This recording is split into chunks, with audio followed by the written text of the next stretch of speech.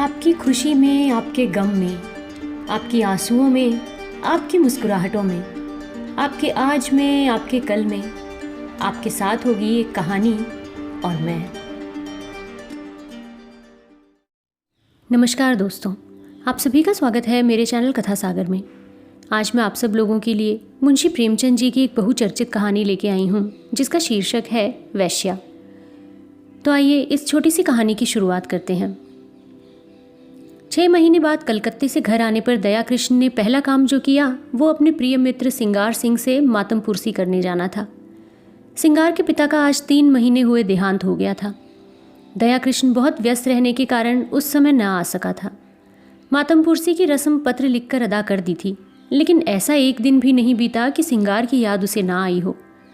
अभी वो 2-4 महीने और कलकत्ते रहना चाहता था, क्योंकि वहाँ उसने जो कारोबार जारी किया था उसे संगठित रूप में लाने के लिए उसका वहाँ मौजूद रहना ज़रूरी था, और उसके थोड़े दिन की गैर हाजिरी से भी हानि की शंका थी।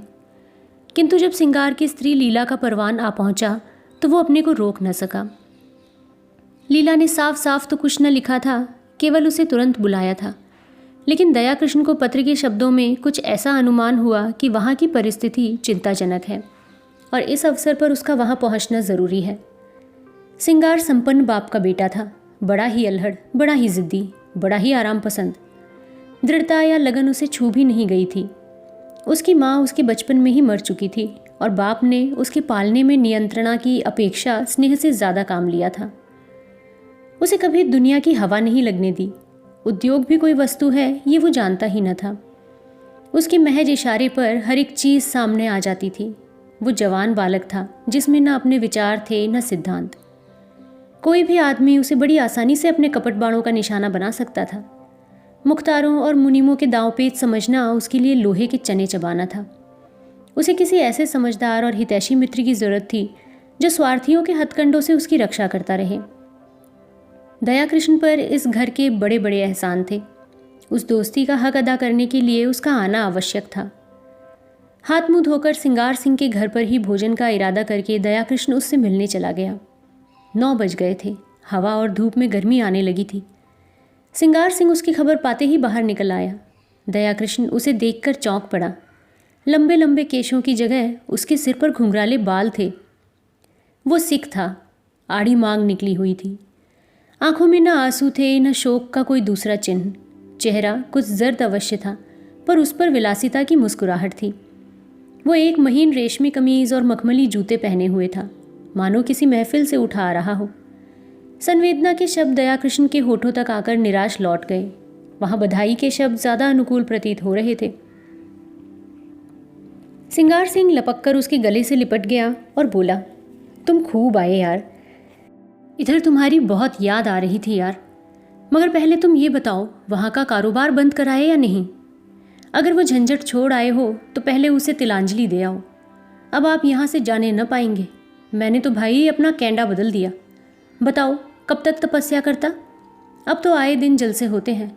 मैंने सोचा यार दुनिया में आए तो कुछ दिन सैर सपाटे का आनंद भी उठा लो, नहीं तो एक दिन यूं ही हाथ मलते चले जाएंगे, कुछ भी साथ नहीं जाएगा। दया कृष्ण विस्मय से उसके मुख की ओर ताकने लगा। ये वही सिंगार है या कोई और? बाप के मरते ही इतनी तब्दीली? दोनों मित्र कमरे में गए और सोफे पर बैठे। सरदार साहब के सामने इस कमरे में फर्श और मसनद थी, अलमारी थी। अब दर्जनों गद्देदार सोफे और कुर्सियां हैं। कालीन का फर्श है, रेशमी पर्दे हैं, बड़े बड़े आईने हैं। सरदार साहब की संचय की धुन थी, सिंगार को उड़ाने की धुन है। सिंगार ने एक सिगार जलाकर कहा, तेरी बहुत याद आती थी यार, तेरी जान की कसम। दया कृष्ण ने शिकवा किया, क्यों झूठ बोलते हो भाई, महीनों गुजर जाते थे, एक खत लिखने की तो आपको फुर्सत न मिलती थी। हाँ, मेरी याद आती थी। सिंगार ने अल्हड़पन से कहा, बस इसी बात पर मेरी सेहत का एक जाम पियो। अरे यार, इस जिंदगी में और क्या रखा है? हंसी खेल में जो वक्त कट जाए उसे गनीमत समझो। मैंने तो ये तपस्या त्याग दी। अब तो आए दिन जलसे होते हैं। कभी दोस्तों की दावत है, कभी दरिया की सैर, कभी गाना बजाना, कभी शराब के दौर। मैंने कहा लाओ कुछ दिन वो बाहर भी देख लूँ। हसरत क्यों दिल में रह जाए? आदमी संसार में कुछ भोगने के लिए आता है, यही तो जिंदगी के मज़े हैं। जिसने ये मज़े नहीं चखे उसका जीना वृथा है। बस दोस्तों की मजलिस हो, बगल में माशूक हो और हाथ में प्याला हो, इसके सिवाय मुझे और कुछ नहीं चाहिए। उसने अलमारी खोलकर एक बोतल निकाली और 2 गिलासों में शराब डालकर बोला, ये मेरी सेहत का जाम है, इनकार न करना, मैं तुम्हारे सेहत का जाम पीता हूँ। दया कृष्ण को कभी शराब पीने का अवसर न मिला था। वो इतना धर्मात्मा तो न था कि शराब पीना पाप समझता, हाँ उसे दुर्व्यसन समझता था। गंध ही से उसका जी मितलाने लगा। उसे भय हुआ कि चाहे वो शराब का घूंट मुंह में ले ले, पर उसे गले से नीचे नहीं उतार सकता। उसने प्याले को शिष्टाचार के तौर पर हाथ में ले लिया, फिर उसे ज्यों का त्यों मेज़ पर रखकर बोला, तुम जानते हो मैंने कभी नहीं पी, इस समय मुझे क्षमा करो, 10-5 दिन में ये फ़न भी सीख जाऊंगा। मगर ये तो बताओ, अपना कारोबार भी कुछ देखते हो या इसी में पड़े रहते हो? सिंगार ने अरुचि से मुंह बनाकर कहा, ओहो क्या जिक्र तुमने छेड़ दिया यार। कारोबार के पीछे इस छोटी सी जिंदगी को मैं तबाह नहीं कर सकता। ना कोई साथ लाया है ना लेके जाएगा। पापा ने मर मर कर धन संचय किया, क्या हाथ लगाऊं उनके? 50 तक पहुंचते पहुंचते चल बसे। उनकी आत्मा अब भी संसार के सुखों के लिए तरस रही होगी। धन छोड़कर मरने से फाके मस्त रहना कहीं अच्छा है। धन की चिंता तो नहीं सताती, पर यह हाय हाय तो नहीं होती कि मेरे बाद क्या होगा। तुमने गिलास मेज़ पर रख दिया, ज़रा पियो, आंखें खुल जाएंगी, दिल हरा हो जाएगा तुम्हारा। और लोग सोडा और बर्फ़ मिलाते हैं, मैं तो खालिस पीता हूँ। इच्छा हो तो तुम्हारे लिए बर्फ़ मंगाऊँ? दया कृष्ण ने फिर क्षमा मांगी, मगर सिंगार गिलास पर गिलास पीता गया। उसकी आंखें लाल लाल निकल आईं, ऊल जुलूल बकने लगा, खूब डींगे मारी, फिर बेसुरे राग में एक बाजारू गीत गाने लगा। अंत में उसी कुर्सी पर पड़ा पड़ा बेसुधा हो गया। सहसा पीछे का पर्दा हटा और लीला ने उसे इशारे से बुलाया। दया कृष्ण की धामनियों में शतगुण वेग से रक्त दौड़ने लगा। उसकी संकोच में भीरू प्रकृति भीतर से जितनी ही रूपासक्त थी, बाहर से उतनी ही विरक्त। सुंदरियों के सम्मुख आकर वो स्वयं अवाक हो जाता था। उसके कपोलों पर लज्जा की लाली दौड़ जाती थी और आंखें झुक जाती थीं, लेकिन मन उनके चरणों पर लौटकर अपने आप को समर्पित कर देने के लिए विकल हो जाता था। मित्रगण उसे बूढ़ा बाबा कहते थे। स्त्रियां उसे अरसिक समझकर उससे उदासीन रहती थीं। किसी युवती के साथ लंका तक रेल में एकांत यात्रा करके भी वह उससे एक शब्द भी बोलने का साहस न करता। हाँ, यदि युवती स्वयं उसे छेड़ती तो वो अपने प्राण तक उसकी भेंट कर देता। उसके इस संकोच में अवरुद्ध जीवन में लीला ही एक युवती थी, जिसने उसके मन को समझा था और उससे सवाक सहृदयता का व्यवहार किया था। तभी से दया कृष्ण मन से उसका उपासक हो गया था। उसके अनुभव शून्य हृदय में लीला नारी जाति का सबसे सुंदर आदर्श थी। उसकी प्यासी आत्मा को शरबत या लेमनेड की उतनी इच्छा न थी जितना ठंडे मीठे पानी की। लीला में रूप है, लावण्य है, सुकुमारता है, इन बातों की ओर उसका ध्यान न था। उससे ज़्यादा रूपवती, लावण्यमयी और सुकुमार युवतियाँ उसने पार्कों में देखी थीं। लीला में सहृदयता है, विचार है, दया है, इन्हीं तत्वों की ओर उसका आकर्षण ज़्यादा था। उसकी रसिकता में आत्मसमर्पण के सिवाय और कोई भाव न था। लीला के किसी आदेश का पालन करना उसकी सबसे बड़ी कामना थी। उसकी आत्मा की तृप्ति के लिए इतना ही काफ़ी था। उसने कांपते हाथों से पर्दा उठाया और अंदर आकर खड़ा हो गया और विस्मय भरी आंखों से उसे देखने लगा। उसने लीला को यहाँ न देखा होता तो पहचान भी न सकता। वो रूप, यौवन और विकास की देवी इस तरह मुरझा गई थी जैसे किसी ने उसके प्राणों को चूस कर निकाल लिया हो। करुण स्वर में बोला, ये तुम्हारा क्या हाल है लीला?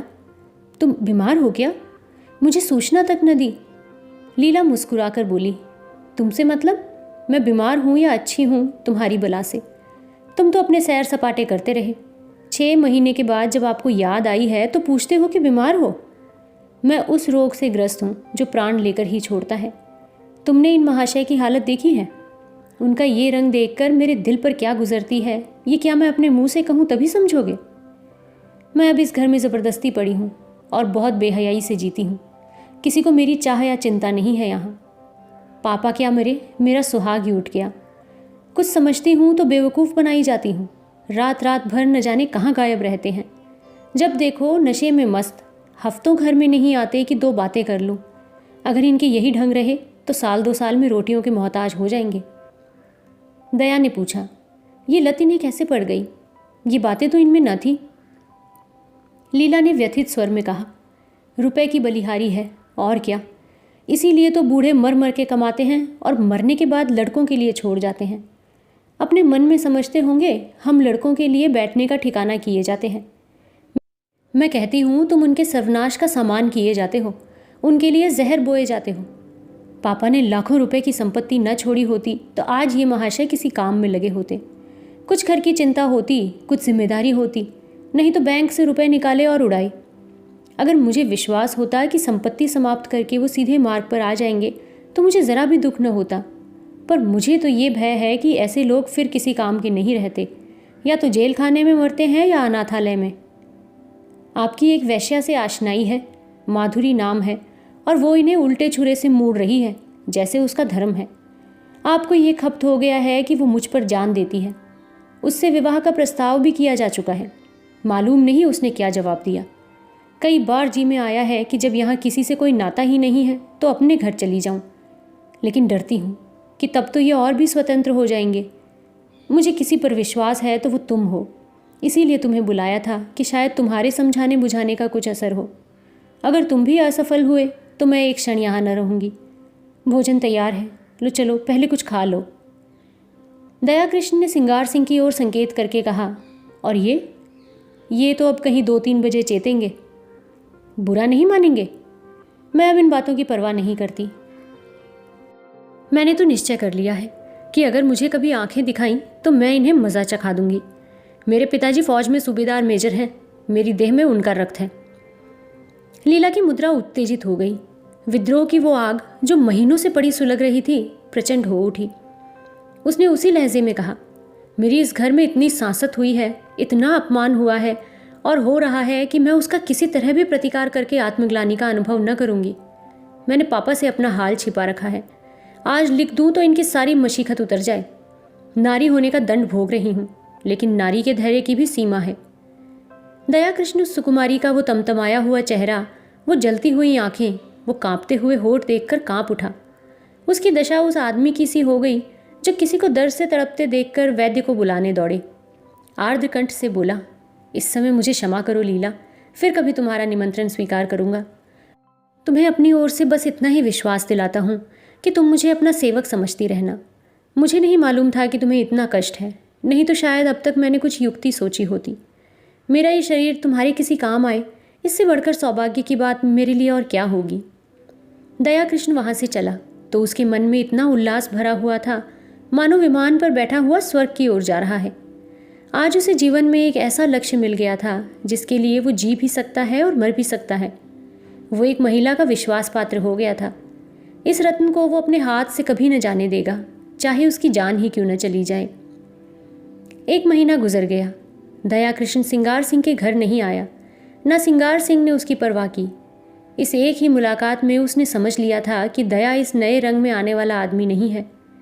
ऐसे सात्विक जनों के लिए उसके यहाँ स्थान न था। वहाँ तो रंगीले, रसिया, अय्याश और बिगड़े दिलों की ही चाह थी। हाँ, लीला को हमेशा उसकी याद आती रहती थी, मगर दया कृष्ण के स्वभाव में अब वो संयम नहीं है। विलासिता का जादू उस पर भी चलता हुआ मालूम होता है। माधुरी के घर उसका भी आना जाना शुरू हो गया है। वो सिंगार सिंह का मित्र नहीं रहा, प्रतिद्वंदी हो गया है।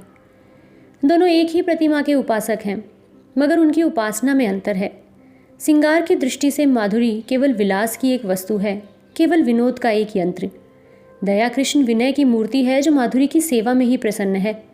सिंगार माधुरी के हास विलास को अपना जरखरीद हक समझता है।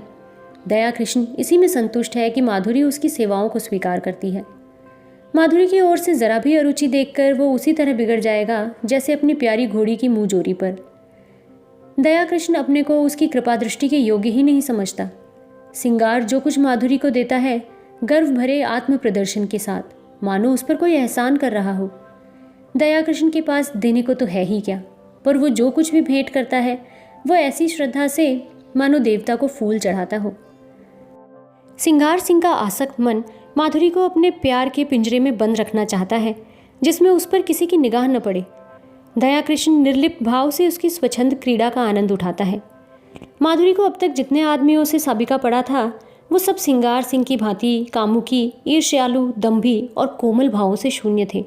रूप को भोगने की वस्तु समझने वाले।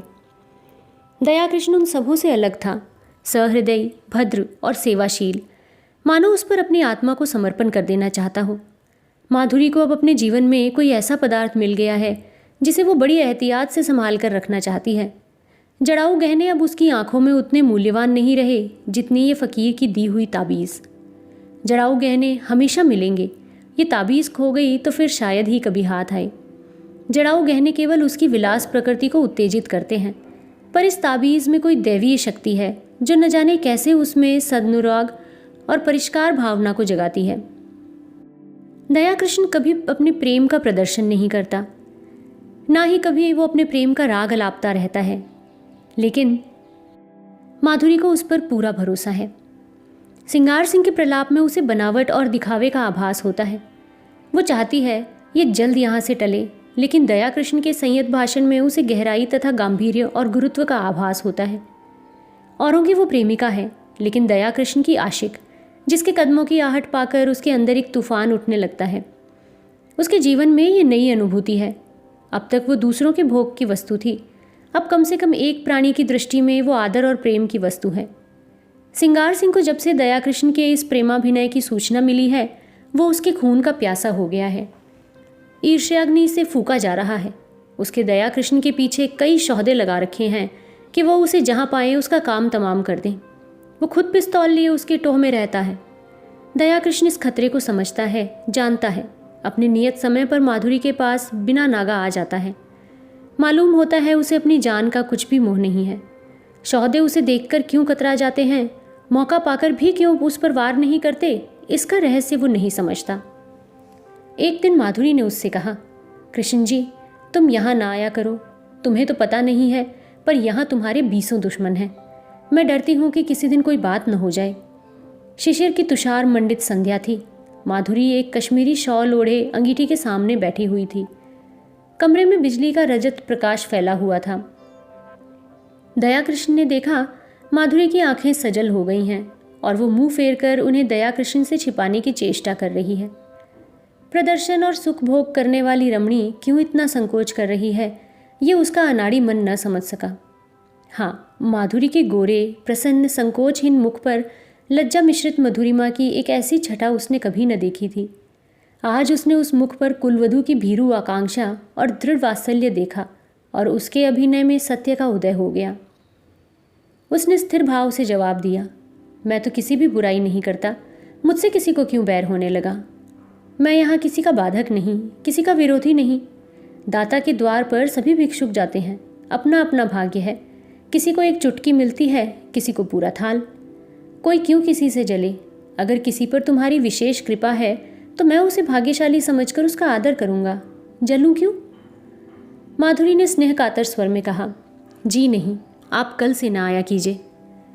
दया कृष्ण मुस्कुराकर बोला, तुम मुझे यहाँ आने से नहीं रोक सकती। भिक्षुक को तुम दुत्कार सकती हो, द्वार पर आने से नहीं रोक सकती। माधुरी स्नेह की आंखों से उसे देखने लगी, फिर बोली, क्या सभी आदमी तुम्ही जैसे निष्कपट हैं? तो फिर मैं क्या करूं? बस तुम यहाँ ना आया करो, ये मेरे बस की बात नहीं। माधुरी एक क्षण तक विचार करके बोली, एक बात कहूँ, मानोगे? चलो हम तुम किसी दूसरे नगर की राह लें, केवल इसीलिए कि कुछ लोग मुझसे खार खाते हैं। खार नहीं खाते, तुम्हारी जान के ग्राहक हैं। दया कृष्ण उसी अविचलित भाव से बोला, जिस दिन प्रेम का ये पुरस्कार मिलेगा वो मेरे जीवन का नया दिन होगा माधुरी। इससे अच्छी मृत्यु और क्या हो सकती है। तब मैं तुमसे पृथक ना रहकर तुम्हारे मन में, तुम्हारी स्मृति में रहूंगा। माधुरी ने कोमल हाथ से उसके गाल पर थपकी दी। उसकी आंखें भर आई थीं। इन शब्दों में जो प्यार भरा हुआ था वो जैसे पिचकारी की धार की तरह उसके हृदय में समा गया। ऐसी विकल वेदना, ऐसा नशा, इसे वो क्या कहे। उसने करुण स्वर में कहा, ऐसी बातें न किया करो कृष्ण, नहीं तो मैं सच कहती हूँ, एक दिन जहर खाकर तुम्हारे चरणों पर सो जाऊंगी। तुम्हारे इन शब्दों में न जाने क्या जादू था कि मैं जैसे फूंक उठी। अब आप खुदा के लिए यहाँ ना आया कीजिए, नहीं तो देख लेना मैं एक दिन प्राण दे दूंगी। तुम क्या जानो हत्यारा सिंगार किस बुरी तरह तुम्हारे पीछे पड़ा हुआ है। मैं उसके सौदों की खुशामद करते करते हार गई। कितना कहती हूँ दया कृष्ण से मेरा कोई संबंध नहीं, उसके सामने तुम्हारी निंदा करती हूँ, कितना कोसती हूँ, लेकिन उस निर्दयी को मुझ पर विश्वास नहीं आता। तुम्हारे लिए मैंने इन गुंडों को कितनी मिन्नतें की हैं, उनके हाथ अपना अपमान सहा है। वो तुमसे न कहना ही अच्छा है। जिनका मुंह देखना भी मैं अपनी शान के खिलाफ समझती हूँ, उनके पैरों पड़ी हूँ, लेकिन ये कुत्ते हड्डियों के टुकड़े पाकर और भी शेर हो जाते हैं। मैं अब उनसे तंग आ गई हूँ और तुमसे हाथ जोड़कर कहती हूँ कि यहाँ से किसी ऐसी जगह चले जाओ जहाँ हमें कोई न जानता हो। वहाँ शांति के साथ पड़े रहेंगे। मैं तुम्हारे साथ सब कुछ झेलने को तैयार हूँ। आज इसका निश्चय कराए बिना मैं तुम्हें नहीं जाने दूंगी। मैं जानती हूँ तुम्हें मुझ पर अब भी विश्वास नहीं है। तुम्हें संदेह है कि तुम्हारे साथ कपट करूंगी। दया कृष्ण ने टोका, नहीं माधुरी, तुम मेरे साथ अन्याय कर रही हो। मेरे मन में कभी ऐसा संदेह नहीं आया। पहले ही दिन मुझे न जाने क्यों कुछ ऐसा प्रतीत हुआ कि तुम अपनी और बहनों से पृथक हो। मैंने तुम में वो शील और संकोच देखा जो मैंने कुल वधुओं में देखा है। माधुरी ने उसकी आंखों में आंखें गड़ाकर कहा, तुम झूठ बोलने की कला में इतने निपुण नहीं हो कृष्ण कि वैश्या को भुलावा दे सको। मैं न शीलवती हूँ न संकोचवती हूँ और न अपनी दूसरी बहनों से भिन्न हूँ। मैं वैश्या हूँ, उतनी ही कलुषित, उतनी ही विलासांत, उतनी ही मायाविनी जितनी मेरी दूसरी बहनें हैं, बल्कि उनसे कुछ ज़्यादा ही।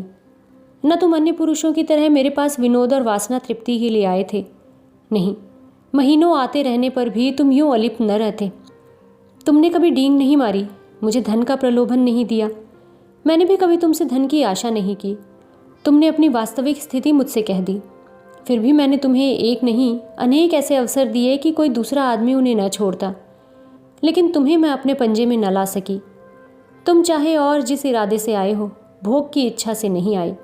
अगर मैं तुम्हें इतना नीच, इतना हृदयहीन, इतना विलासांत समझती तो इस तरह तुम्हारे नाज न उठाती। फिर मैं भी तुम्हारे साथ मित्र भाव रखने लगी। समझ लिया कि मेरी परीक्षा हो रही है। जब तक इस परीक्षा में सफल न हो जाऊं, तुम्हें नहीं पा सकती। तुम जितने सज्जन हो उतने ही कठोर भी हो। ये कहते हुए माधुरी ने दया कृष्ण का हाथ पकड़ लिया और अनुराग और समर्पण भरी चितवनों से उसे देखकर बोली, सच बताओ कृष्ण, तुम मुझ में क्या देखकर आकर्षित हुए थे? देखो, बहानेबाजी न करना।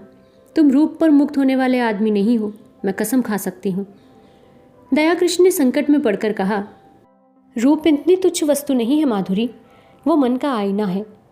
यहाँ मुझसे रूपवान स्त्रियों की कमी नहीं है। ये तो अपनी अपनी निगाह है, मेरे पूर्व संस्कार रहे होंगे। माधुरी ने भवें सिकोड़ कर कहा, तुम फिर झूठ बोल रहे हो, चेहरा कहे देता है तुम्हारा। दया कृष्ण ने परास्त होकर पूछा, पूछकर क्या करोगी माधुरी? मैं डरता हूँ कहीं तुम मुझसे घृणा न करने लगो। संभव है तुम मेरा जो रूप देख रही हो वो मेरा असली रूप न हो। माधुरी का मुंह लटक गया, विरक्त सी होकर बोली, इसका खुले शब्दों में ये अर्थ है कि तुम्हें मुझ पर विश्वास नहीं। ठीक है, वैश्याओं पर विश्वास करना भी नहीं चाहिए। विद्वानों और महात्माओं का उपदेश कैसे न मानोगे? नारी हृदय इस समस्या पर विजय पाने के लिए अपने अस्त्रों से काम लेने लगा। दया कृष्ण पहले ही हमले में हिम्मत छोड़ बैठा। बोला, तुम तो नाराज हुई जाती हो माधुरी। मैंने तो केवल इस विचार से कहा था कि तुम मुझे धोखेबाज समझने लगोगी।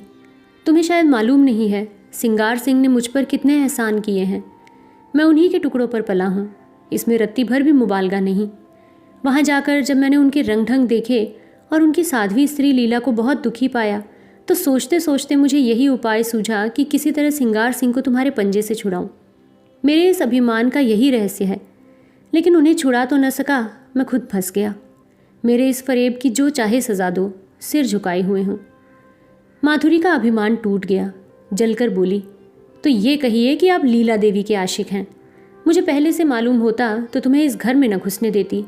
तुम तो एक छिपो रुस्तम निकले। वो तोते के पिंजरे के पास जाकर उसे पुचकारने का बहाना करने लगी। मन में जो एक दाह उठ रही थी उसे कैसे शांत करे। दया कृष्ण ने तिरस्कार भरे स्वभाव में कहा, मैं लीला का आशिक नहीं हूँ माधुरी, उस देवी को कलंकित न करो। मैं आज तुमसे शपथ खाकर कहता हूँ कि मैंने कभी उसे उस निगाह से नहीं देखा। उसके प्रति मेरा वही भाव था जो अपने किसी आत्मीय को दुख में देखकर हर एक मनुष्य के मन में आता है। किसी से प्रेम करना पाप नहीं है। तुम व्यर्थ में अपनी और लीला की सफाई दे रहे हो। मैं नहीं चाहता कि लीला पर किसी तरह का आक्षेप किया जाए। अच्छा साहब, लीजिए, लीला का नाम न लूँगी। मैंने मान लिया वो सती है, साध्वी है और केवल उसकी आज्ञा से। दया कृष्ण ने बात काटी, उनकी कोई आज्ञा नहीं थी। ओहो, तुम तो ज़बान पकड़ते हो कृष्ण। क्षमा करो, उनकी आज्ञा से नहीं, तुम अपनी इच्छा से आए। अब तो राज़ी हुए। अब ये बताओ कि आगे तुम्हारा क्या इरादा है। मैं वचन तो दे दूंगी, मगर अपने संस्कारों को नहीं बदल सकती। मेरा मन दुर्बल है, मेरा सतीत्व कब का नष्ट हो चुका है। अन्य मूल्यवान पदार्थों की तरह रूप और यौवन की रक्षा भी बलवान हाथों से हो सकती है। मैं तुमसे पूछती हूँ, तुम मुझे अपनी शरण में लेने पर तैयार हो? तुम्हारा आश्रय पाकर, तुम्हारे प्रेम की शक्ति से मुझे विश्वास है मैं जीवन के सारे प्रलोभनों का सामना कर सकती हूँ। मैं इस सोने के महल को ठुकरा दूंगी, लेकिन इसके बदले मुझे किसी हरे वृक्ष की छां तो मिलनी चाहिए। वो छां तुम मुझे दोगे? अगर नहीं दे सकते तो मुझे छोड़ दो, मैं अपने हाल में मगन हूँ। मैं वादा करती हूँ सिंगार सिंह से मैं कोई संबंध न रखूँगी। वो मुझे घेरेगा, रोएगा, संभव है गुंडों से मेरा अपमान कराए, आतंक दिखाए, लेकिन मैं सब कुछ झेल लूँगी, सिर्फ तुम्हारी खातिर।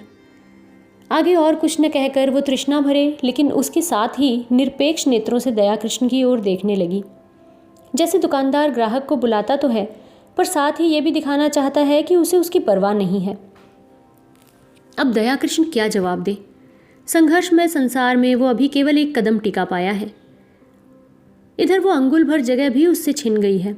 शायद जोर मारकर वो फिर वो स्थान पा जाए, लेकिन वहाँ बैठने की जगह नहीं, और एक दूसरे प्राणी को लेकर तो वो खड़ा भी नहीं रह सकता। अगर मान लिया जाए कि अदम्य उद्योग से दोनों के लिए स्थान निकाल लेगा, तो आत्मसम्मान को कहाँ ले जाए? संसार क्या कहेगा? लीला क्या फिर उसका मुंह देखना चाहेगी? सिंगार से वो फिर आंखें मिला सकेगी? ये भी छोड़ो, लीला अगर उसे पति समझती है, समझे। सिंगार अगर उससे जलता है तो जले, उसे इसकी परवाह नहीं। लेकिन अपने मन का क्या करे? विश्वास उसके अंदर आकर जाल में फंसे पक्षी की भांति फड़फड़ा कर निकल भागता है। कुलीना अपने साथ विश्वास का वरदान लिए आती है। उसके साहचर्य में हमें कभी संदेह नहीं होता। वहाँ संदेह के लिए प्रत्यक्ष प्रमाण चाहिए। कुत्सिता संदेह का संस्कार लिए आती है। वहाँ विश्वास के लिए प्रत्यक्ष, अत्यंत प्रत्यक्ष प्रमाण की जरूरत है। उसने नम्रता से कहा, तुम जानती हो मेरी क्या हालत है? हाँ, खूब जानती हूँ। और उस हालत में तुम प्रसन्न रह सकोगी? तुम ऐसा प्रश्न क्यों करते हो कृष्ण? मुझे दुख होता है। तुम्हारे मन में जो संदेह है वो मैं जानती हूँ, समझती हूँ। मुझे भ्रम हुआ था कि तुमने भी मुझे जान लिया है, समझ लिया है, लेकिन अब मालूम हुआ कि मैं धोखे में थी। वो उठकर वहाँ से जाने लगी। दया कृष्ण ने उसका हाथ पकड़ लिया और प्रार्थी भाव से बोला, तुम मेरे साथ अन्याय कर रही हो माधुरी। मैं सत्य कहता हूँ, ऐसी कोई बात नहीं है। माधुरी ने खड़े खड़े विरक्त मन से कहा, तुम झूठ बोल रहे हो, बिल्कुल झूठ। तुम अब भी मन से ये स्वीकार नहीं कर रहे हो कि कोई स्त्री स्वेच्छा से रूप का व्यवसाय नहीं करती। पैसे के लिए अपनी लज्जा को उघाड़ना तुम्हारी समझ में कुछ ऐसे आनंद की बात है जिसे वैश्या शौक से करती है। तुम वैश्या में स्त्रीत्व का होना संभव से बहुत दूर समझते हो। तुम इसकी कल्पना ही नहीं कर सकते कि वो क्यों अपने प्रेम में स्थिर नहीं होती। तुम नहीं जानते कि प्रेम के लिए उसके मन में कितनी व्याकुलता होती है, और जब वो सौभाग्य से उसे पा जाती है तो किस तरह प्राणों की भांति उसे संचित रखती है। खारे पानी के समुद्र में मीठे पानी का छोटा सा पात्र कितना प्रिय होता है, इसे वो क्या जाने जो मीठे पानी के मटके उंडेलता रहता हो। दया कृष्ण कुछ ऐसे असमंजस में पड़ा हुआ था कि उसके मुंह से एक भी शब्द न निकला। उसके मन में जो शंका चिंगारी की भांति छिपी हुई है, वो बाहर निकलकर कितनी भयंकर ज्वाला उत्पन्न कर देगी। उसने कपट का जो अभिनय किया था, प्रेम का जो स्वांग रचा था, उसकी ग्लानि उसे और भी व्यथित कर रही थी। सहसा माधुरी ने निष्ठुरता से पूछा, तुम यहाँ क्यों बैठे हो? दया कृष्ण ने अपने अपमान को पीकर कहा, मुझे सोचने के लिए कुछ समय दो माधुरी। क्या सोचने के लिए? अपना कर्तव्य। मैंने अपना कर्तव्य सोचने के लिए तो तुमसे समय नहीं मांगा। तुम अगर मेरे उद्धार की बात सोच रहे हो तो उसे दिल से निकाल डालो। मैं भ्रष्टा हूँ और तुम साधुता के पुतले हो। जब तक ये भाव तुम्हारे अंदर रहेगा, मैं तुमसे उसी तरह बात करूँगी जैसे औरों के साथ करती हूँ। अगर भ्रष्ट हूँ तो जो लोग यहाँ अपना मुंह काला करने आते हैं वो कुछ कम भ्रष्ट नहीं हैं। तुम जो एक मित्र की स्त्री पर दांत लगाए हुए हो, तुम जो एक सरला अबला के साथ झूठे प्रेम का स्वांग करते हो, तुम्हारे हाथों अगर मुझे स्वर्ग भी मिलता हो तो उसे ठुकरा दूँ। दया कृष्ण ने लाल आंखें करके कहा, तुमने फिर वही आक्षेप किया। माधुरी तिलमिला उठी। उसकी रही सही मृदुता भी ईर्ष्या के उमड़ते हुए प्रवाह में समा गई। लीला पर आक्षेप भी असहाय है, इसीलिए कि वो कुलवधू है। मैं वैश्या हूँ, इसलिए मेरे प्रेम का उपहार भी स्वीकार नहीं किया जा सकता। उसने अविचलित भाव से कहा, आक्षेप नहीं कर रही हूँ, सच्ची बात कह रही हूँ। तुम्हारे डर से बिल खोदने जा रही हूँ। तुम स्वीकार करो या ना करो, तुम लीला पर मरते हो। तुम्हारी लीला तुम्हें मुबारक रहे। मैं अपने सिंहार सिंह ही में प्रसन्न हूँ। उद्धार की लालसा अब नहीं रही। पहले जाकर अपना उद्धार करो। अब से खबरदार कभी भूलकर भी यहाँ ना आना, नहीं तो बहुत पछताओगे। तुम जैसे रंगे हुए पतितों का उद्धार नहीं करते। उद्धार वही कर सकते हैं जो उद्धार के अभिमान को हृदय में आने ही न देते। जहाँ प्रेम है वहाँ किसी तरह का भेद नहीं रह सकता। ये कहने के साथ ही वो उठकर बराबर वाले दूसरे कमरे में चली गई और अंदर से द्वार बंद कर लिया। दयाकृष्ण कुछ देर वहाँ मरमाहत सा रहा, फिर धीरे धीरे नीचे उतर के आ गया, मानो उसकी देह में प्राण ही नहीं रहे। 2 दिन दयाकृष्ण घर से न निकला। माधुरी ने उसके साथ जो व्यवहार किया उसकी उसे आशा न थी। माधुरी को उससे प्रेम था, उसका उसे विश्वास था, लेकिन जो प्रेम इतना असहिष्णु हो, जो दूसरे के मनोभावों का जरा भी विचार न करे, जो मिथ्या कलंक आरोपण करने से भी संकोच न करे, वो उन्माद हो सकता है, प्रेम नहीं। उसने बहुत अच्छा किया कि माधुरी के कपट जाल में न फंसा, नहीं तो उसकी न जाने क्या दुर्गति होती। पर दूसरे क्षण उसके भाव बदल जाते और माधुरी के प्रति उसका मन कोमलता से भर जाता। अब वो अपनी अनुदारता पर, अपनी संकीर्णता पर पछताता। उसे माधुरी पर संदेह करने का कोई कारण न था। ऐसी दशा में ईर्ष्या तो स्वाभाविक है, और वो ईर्ष्या ही का जिसमें डंक न हो, विष न हो। माना समाज उसकी निंदा करता है।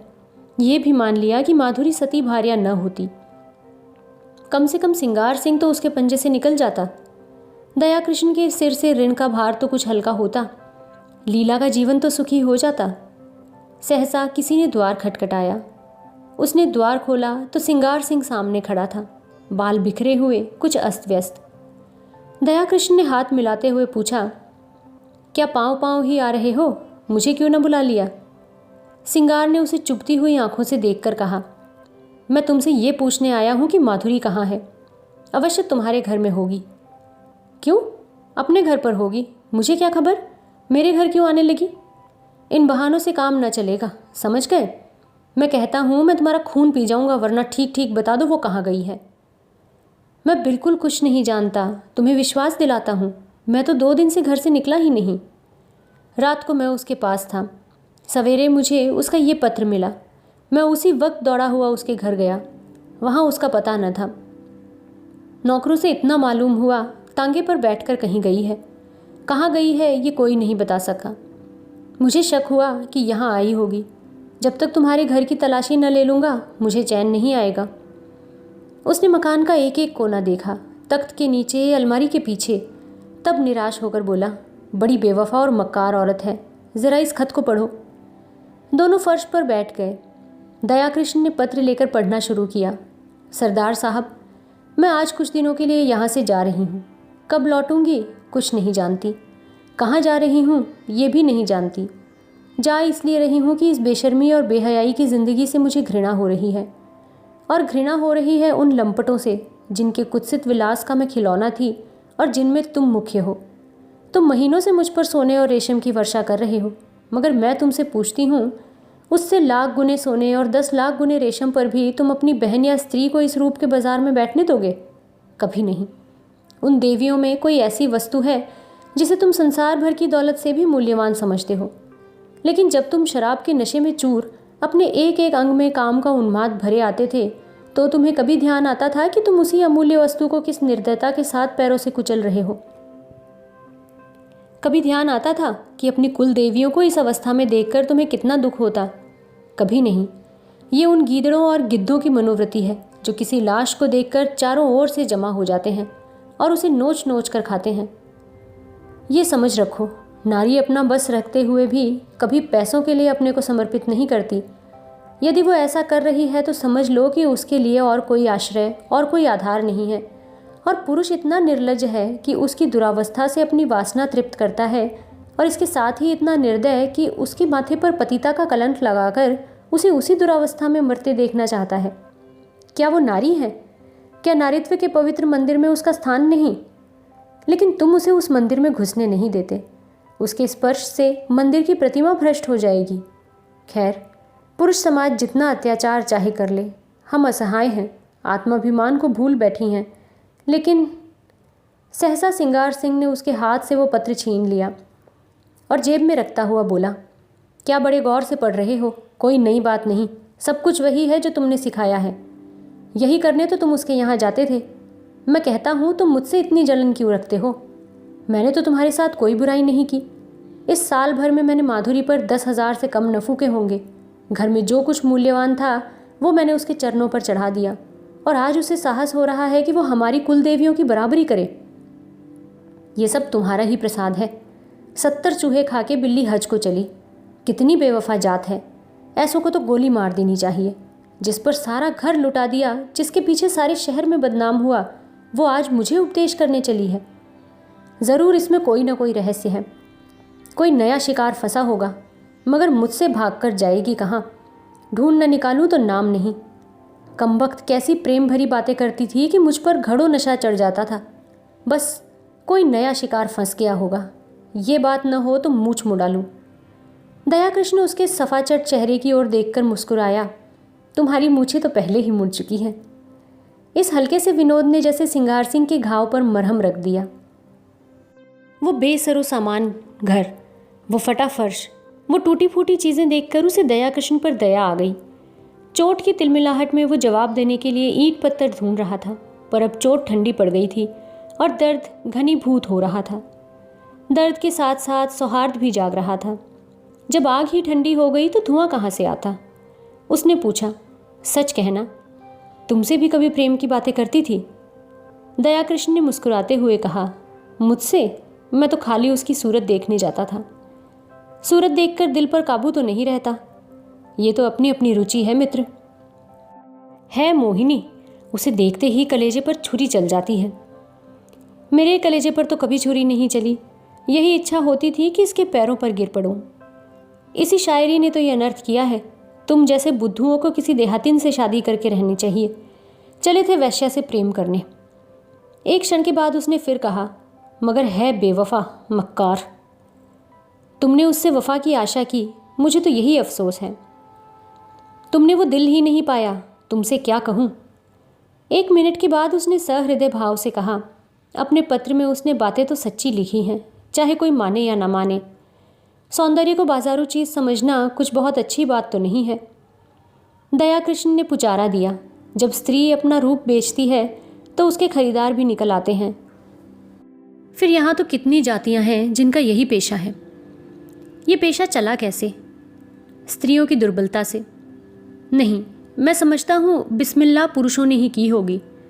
इसके बाद एकाएक जेब से घड़ी निकाल कर देखता हुआ बोला, ओहो, 2 बज गए और अभी मैं यहीं बैठा हूँ। आज शाम को मेरे यहाँ खाना खाना, ज़रा इस विषय पर बातें होंगी। अभी तो उसे ढूंढ निकालना है। वो है कहीं इसी शहर में। घर वालों से भी कुछ नहीं कहा। बुढ़िया नायका सिर पीट रही थी। उस्ताद जी अपनी तकदीर को रो रहे थे, न जाने कहाँ जाकर छिपी है। उसने उठकर दयाकृष्ण से हाथ मिलाया और चला। दयाकृष्ण ने कहा, मेरी तरफ से तो तुम्हारा दिल साफ हो गया ना? सिंगार ने पीछे फिरकर कहा, हुआ भी और नहीं भी हुआ, और वो बाहर निकल गया। 7-8 दिन तक सिंगार सिंह ने सारा शहर छाना, पुलिस में रिपोर्ट की, समाचार पत्रों में नोटिस छपाई, अपने आदमी दौड़ाए, लेकिन माधुरी का कुछ भी सुराग न मिला। कि फिर महफिल गर्म होती। मित्रवृंद सुबह शाम हाजिरी देने आते और अपना सा मुंह लेकर लौट जाते। सिंगार के पास उनके साथ गपशप करने का समय न था। गर्मी के दिन सजा हुआ कमरा भट्टी बना हुआ था। खस की टाटियाँ भी थीं, पंखा भी, लेकिन गर्मी जैसे किसी के समझाने बुझाने की परवाह नहीं करना चाहती, अपने दिल का बुखार निकाल कर ही रहेगी। सिंगार सिंह अपने भीतर वाले कमरे में बैठा हुआ पैग पर पैग चढ़ा रहा था, पर अंदर की आग न शांत होती थी। इस आग ने ऊपर की घास फूस को जलाकर भस्म कर दिया था और अब अंतःस्थल की जड़ विरक्ति और अचल विचार को द्रवित करके बड़े वेग से ऊपर फेंक रही थी। माधुरी की बेवफाई ने उसके आमोदी हृदय को इतना आहत कर दिया था कि अब अपना जीवन ही बेकार सा मालूम होता था। माधुरी उसके जीवन में सबसे सत्य वस्तु थी, सत्य भी और सुंदर भी। उसके जीवन की सारी रेखाएं इसी बिंदु पर आकर जमा हो जाती थीं। वो बिंदु एकाएक पानी के बुलबुले की भांति मिट गया और अब वो सारी रेखाएं, वो सारी भावनाएं, वो सारी मृदु स्मृतियां उन झल्लाई हुई मधुमक्खियों की तरह भनभनाती फिरती थीं जिनका छत्ता जला दिया गया हो। जब माधुरी ने कपट व्यवहार किया तो और कोई उससे क्या आशा की जाए। इस जीवन में क्या ही है, आम में रस ही न रहा तो गुठली किस काम की। लीला कई दिनों से महफिल में सन्नाटा देखकर चकित हो गई थी। उसने कई महीनों से घर में किसी भी विषय में बोलना छोड़ दिया था। बाहर से जो आदेश मिलता था उसे बिना कुछ कहे सुने पूरा करना ही उसके जीवन का क्रम था। वो वीतराग सी हो गई थी, न किसी शौक से वास्ता था न सिंगार से, मगर इस कई दिन के सन्नाटे ने उसके उदास मन को भी चिंतित कर दिया था। वो चाहती थी कि कुछ पूछे, लेकिन पूछे कैसे। मान जो टूट जाता, मान ही किस बात का। मान तब करे जब कोई उसकी बात पूछता हो। मान अपमान से प्रयोजन नहीं, नारी ही क्यों हुई। उसने धीरे धीरे कमरे का पर्दा हटाकर अंदर झाँका। देखा तो सिंगार सिंह सोफे पर चुपचाप लेटा हुआ है, जैसे कोई पक्षी सांझ के सन्नाटे में परों में मुंह छिपाए बैठा हो। समीप आकर बोली, मेरे मुंह पर ताला डाल दिया गया है, लेकिन क्या करूं, बिना बोले रहा नहीं जाता। कई दिन से सरकार की महफिल में सन्नाटा क्यों है? तबीयत तो अच्छी है ना? सिंगार ने उसकी ओर आंखें उठाईं, उनमें व्यथा भरी हुई थी। कहा, तुम अपने मैके क्यों नहीं चली जाती लीला? आपकी जो आज्ञा। पर यह तो मेरे प्रश्न का उत्तर न हुआ। वो कोई बात नहीं, मैं बिल्कुल अच्छा हूँ। ऐसे बेहयाओं की मौत भी नहीं आती। अब इस जीवन से भी जी भर गया है मेरा। कुछ दिनों के लिए बाहर जाना चाहता हूँ। तुम अपने घर चली जाओ तो मैं निश्चिंत हो जाऊँ। भला आपको मेरी इतनी चिंता तो है? अपने साथ जो कुछ ले जाना चाहती हो वो ले जाओ। मैंने इस घर की चीज़ों को अपना समझना छोड़ दिया है। मैं नाराज़ होकर नहीं कह रहा हूँ। लीला, न जाने कब लौटूं। तुम यहाँ अकेली कैसी रहोगी? कई महीने के बाद लीला ने पति की आंखों में स्नेह की झलक देखी। मेरा विवाह तो इस घर की संपत्ति से नहीं हुआ है, तुमसे हुआ है। जहाँ तुम रहोगे वहीं मैं भी रहूंगी। मेरे साथ तो अब तक तुम्हें रोना ही पड़ा है। लीला ने देखा कि सिंगार की आंखों में आंसू की एक बूंद नीले आकाश में चंद्रमा की तरह गिरने गिरने को हो रही थी। उसका मन भी पुलकित हो उठा। महीनों की शुद्धाग्नि के बाद में अन्न का एक दाना पाकर वो उसे कैसे ठुकरा दे? पेट नहीं भरेगा, कुछ भी नहीं होगा, लेकिन उस दाने को ठुकराना क्या उसके बस की बात थी? उसने बिल्कुल पास आकर अपने अधचल को उसके समीप ले जाकर कहा, मैं तो तुम्हारी हो गई। हंसाओगे तो हंसूंगी, रुलाओगे तो रोऊंगी, रखोगे तो रहूंगी, निकालोगे तो भी रहूंगी। मेरा घर तुम हो, धर्म तुम हो। अच्छी हूँ तो तुम्हारी हूँ, बुरी हूँ तो तुम्हारी हूँ। और दूसरे ही क्षण श्रृंगार के विशाल सीने पर उसका सिर रखा हुआ था और श्रृंगार के हाथ थे लीला की कमर में। दोनों के मुख पर हर्ष की लाली थी, आंखों में हर्ष के आंसू और मन में एक ऐसा तूफान जो उन्हें न जाने कहाँ उड़ा ले जाएगा। एक क्षण के बाद सिंगार ने कहा, तुमने कुछ सुना? माधुरी भाग गई और पगला दयाकृष्ण उसकी खोज में निकला। लीला को विश्वास न आया। दयाकृष्ण? हाँ जी, जिस दिन से वो भागी है उसके दूसरे ही दिन वो भी चला गया। वो तो ऐसे नहीं थे। और माधुरी क्यों भागी? दोनों में प्रेम हो गया था। माधुरी उसके साथ रहना चाहती थी, वो राजी ना हुआ। लीला ने एक लंबी सांस ली। दयाकृष्ण के वो शब्द याद आए जो उसने कई महीने पहले कहे थे। दयाकृष्ण की वो याचना भरी आंखें उसके मन को मसोसने लगीं। सहसा किसी ने बड़े जोर से द्वार खोला और धड़धड़ाता हुआ भीतर वाले कमरे के द्वार पर आ गया। सिंगार ने चकित होकर कहा, अरे तुम्हारी ये क्या हालत है कृष्णा? किधर से आ रहे हो? दयाकृष्ण की आंखें लाल थीं, सिर और मुंह पर गर्द जमी हुई थी, चेहरे पर घबराहट, जैसे कोई दीवाना हो। उसने चिल्लाकर कहा, तुमने सुना? माधुरी इस संसार में नहीं रही। और दोनों हाथों से सिर पीट पीट कर रोने लगा, मानो हृदय और प्राणों को आंखों से बहा देगा। दोस्तों, अगर ये कहानी आपको अच्छी लगी तो इसे लाइक, इस चैनल को सब्सक्राइब और इसे अपने दोस्तों और जानकारों में शेयर ज़रूर कीजिएगा। तो चलिए, जल्दी ही एक नई कहानी के साथ में आपसे दोबारा मुलाकात होगी। तब तक के लिए नमस्कार।